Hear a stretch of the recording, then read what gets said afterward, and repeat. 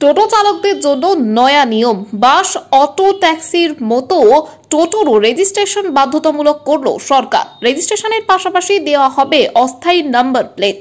13ই November পর বিনা রেজিস্ট্রেশনে কোনো auto চালানো যাবে না। শুক্রবার সাংবাদিক সম্মেলন করে একথা স্পষ্ট জানালেন রাজ্যের পরিবহন মন্ত্রী স্নেহাশিস চক্রবর্তী।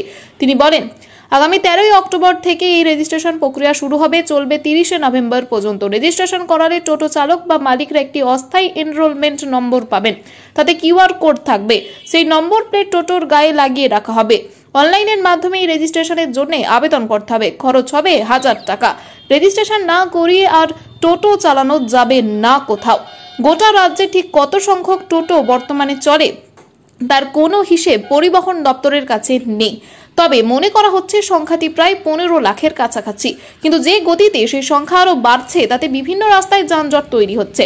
রাস্তা দিয়ে সাধারণ মানুষের চলাফেরা দায়ী হয়ে দাঁড়িয়েছে টোটোর দাপটে।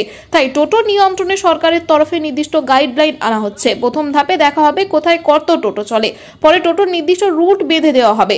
স্থানীয় প্রশাসনের সঙ্গে আলোচনা করে পুরসভা ও পঞ্চায়েতে তা ঠিক করবে। তবে আপাতত টোটো রেজিস্ট্রেশন করানো দিয়ে এই প্রক্রিয়া শুরু হচ্ছে। পরিবহন মন্ত্রী এও জানান, টোটো চালকেরা যাতে অনলাইনে এই রেজিস্ট্রেশনের জন্য আবেদন করতে পারেন, তার জন্য প্রতিটি আরটিও অফিসে ক্যাম্প করা হবে।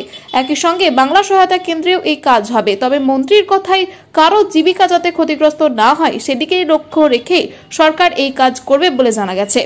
প্রথম ধাপে রেজিস্ট্রেশনের জন্য 1000 টাকা লাগবে। তারপর 6 মাস আর কোনো টাকা দিতে হবে না।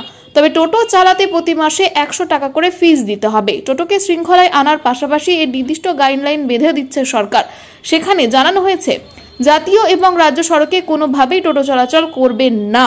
তাছাড়া যারা বিনা অনুমতিতেই টোটো তৈরি বা বিক্রয় করছে, আগামী দিনে তাদের বিরুদ্ধেও ব্যবস্থা নেওয়া হবে প্রশাসনের পক্ষ থেকে। টোটো প্রস্তুত করতে গেলে সরকারি স্বীকৃতি গাইডলাইন মেনে লাইসেন্স নিয়ে তা করতে হবে।